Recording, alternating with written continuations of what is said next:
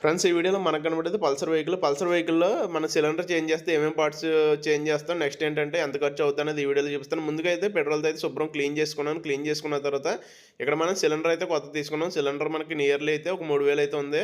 పైన top cover దగ్గర అయితే ఒక డమ్మీ అయితే ఉంటది. ఆ డమ్మీ అయితే కొత్తదైతే తీసుకోండి. ఎందుకంటే ఆయిల్ లీక్ అవ్వకుండా మనకు హార్డ్ అయిపోద్ది కొంతకాలానికి. నెక్స్ట్ వచ్చేటప్పటికి టెన్షనర్, టైమింగ్ చైన్, దానికి సంబంధించిన ప్యాడ్స్ అయితే ఉంటాయి.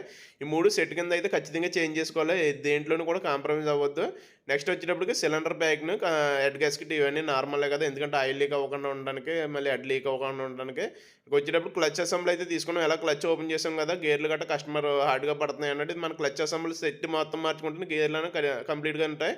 నెక్స్ట్ ఏంటంటే ఇక్కడ హెడ్ రిపేర్ చేసి వేళ అయితే సిట్టింగ్ చేసేసాం. నెక్స్ట్ వచ్చేటప్పటికి ఇక్కడ అనబండి అయితే ఒకటి తీసుకున్నాను. ఎందుకంటే మనకు ప్రతి ప్యాకింగ్‌కి అయితే లైట్‌గా అయితే అనబండి అయితే రాస్తాను నేను. నెక్స్ట్ వచ్చేటప్పటికి బజాజ్ జెన్యూన్ ఆయిల్ అయితే తీసుకున్నాం.